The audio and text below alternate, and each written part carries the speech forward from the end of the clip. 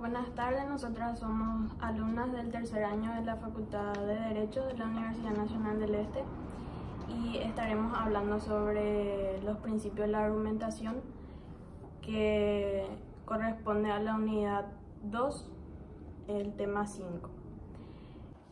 Me presento, yo soy Erika Fernández.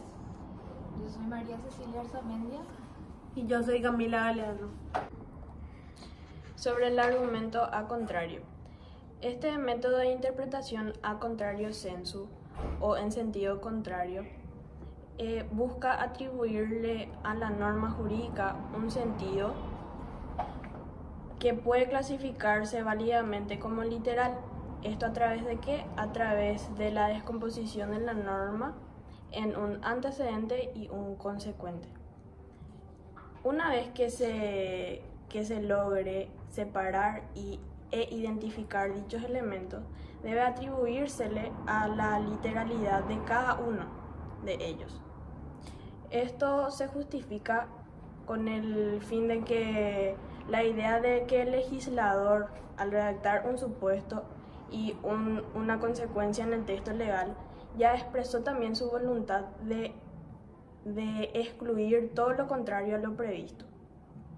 Por ejemplo, tenemos el caso del profesional de la abogacía, que quien pretenda ejercerla no solamente necesita el título habilitante, sino que además debe estar matriculado ante la Corte Suprema de Justicia. De manera que, a contrario, el abogado no matriculado está inhabilitado de ejercer la profesión. Luego tenemos el argumento asímili o analógico. Este consiste en aplicar una solución prevista para un determinado caso a otro caso no regulado por la norma jurídica, ya que, como tiene ciertas características esenciales, el primero comparte con el segundo y de esta forma resulta aplicable la misma ratio legis, que es la razón legal o normativa.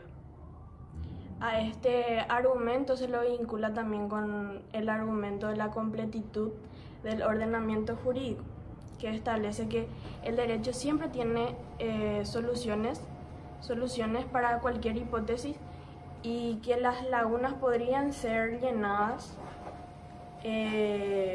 mediante los medios proporcionados por el propio sistema. Por otra parte, tenemos al argumento a fortiori. Este sostiene que si una norma establece que en cierta hipótesis debe darse determinada consecuencia, con mayor razón debe darse la misma consecuencia en una hipótesis más ventajosa o en una hipótesis menos ventajosa que la prevista. Es decir, podemos hablar del argumento a minori ad maius, que es de menor a mayor, y de argumento majori ad minus, que es de mayor a menor. El primero establece que si está prohibido lo menos, con mayor razón está prohibido lo más. Esta conclusión es desventajosa. El segundo establece que si está permitido lo más, con mayor razón está permitido lo menos. Este se refiere a una conclusión ventajosa. Por ejemplo, del menor a mayor, tenemos el ejemplo de que si está prohibido herir, con mayor razón estará prohibido matar. Y el segundo, si se puede adquirir la propiedad por prescripción, por ejemplo la usucapión, con mayor razón se podrá adquirir la propiedad mediante la prescripción, o sea, con mayor razón se podrá adquirir otros derechos reales por prescripción. Ahora le cedo la palabra a mi compañera Cecilia. Bueno, yo les voy a estar hablando sobre el argumento de la completitud de la disciplina jurídica. Se dice que este argumento se basa en la creencia de que el derecho o el sistema jurídico es una disciplina jurídica completa, carente de lagunas. Se sostiene que el ordenamiento jurídico positivo ofrece una solución normativa para todos los casos que se deban resolver, que el ordenamiento jurídico positivo es completo. Varios autores aclaran que la idea de la completitud del sistema jurídico es aceptable con un matiz: la afirmación de que el ordenamiento positivo es capaz de resolver todos los casos que se le presenten. Debe entenderse asumiendo que la expresión todos los casos se refiere únicamente al universo de casos que el mismo sistema considera como relevantes y no a todos los casos posibles. Se puede sostener entonces que la completitud del ordenamiento jurídico, vista desde la lógica formalista, implica que el fundamento del razonamiento jurídico reside en todos los casos en una regla jurídica, en una razón autoritativa, fruto de este dogma que es el formalismo. Es una razón autoritativa. Fruto de este dogma es que el formalismo sostiene el conocido axioma según el cual toda norma jurídica es una norma relevante y toda norma relevante es y solo puede ser una norma jurídica o parte de ella. Luego está el argumento de la coherencia de la disciplina jurídica, que se basa en la creencia de que el sistema jurídico está excedente de contradicciones. Es un argumento subsidiario, dado que resulta insuficiente por sí solo en el momento de decidir un problema de interpretación definido como conflicto de normas. En tal caso, debe ser interesado al menos por un argumento retórico o completado con la incorporación de un principio general aplicado a la solución de tales conflictos. El argumento psicológico.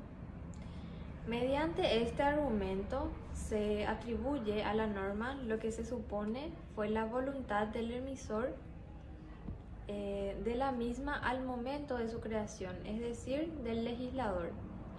La búsqueda de esa voluntad lleva a una investigación de todos los materiales preparatorios o anteriores y a la creación de la norma, incluyendo las exposiciones de motivos, y en el caso de que el órgano emisor hubiese sido un órgano colegiado, ya sea Parlamento o Congreso, se recurre a los dictámenes de las comisiones especiales, a las actas de las mismas y de las discusiones motivadas para su aprobación en el plenario e inclusive a la legislación anterior sobre la materia. Estos documentos se presentan como útiles para presumir cuál fue la voluntad del legislador histórico. Ahora le cedo la palabra a mi compañera Camila. Buenas tardes, a mí me toca hablar sobre el argumento histórico apagógico, o también conocido como absurdo. Para Tarello es definido como el argumento por el cual se excluye la interpretación de un encunado normativo que da lugar a una norma absurda. También se puede decir que es aquel argumento que permite rechazar la interpretación de un enunciado normativo por consecuencias absurdas a las que éste conduce. Se da cuando una aplicación de una norma genera notoria injusticia. Mediante este argumento se otorga a la voluntad del legislador la presunción de que no ha querido prever la creación de una norma que lleve a consecuencias irrazonables. En este caso, el intérprete debe adecuar la norma al caso concreto y atribuir un significado compatible con las exigencias de justicia y racionalidad del derecho. Ahora voy a hablar sobre el argumento teleológico. El argumento teleológico, más bien, es un argumento que tiene como base la presunción de racionalidad del derecho y, consiguientemente, su objeto es establecer su finalidad.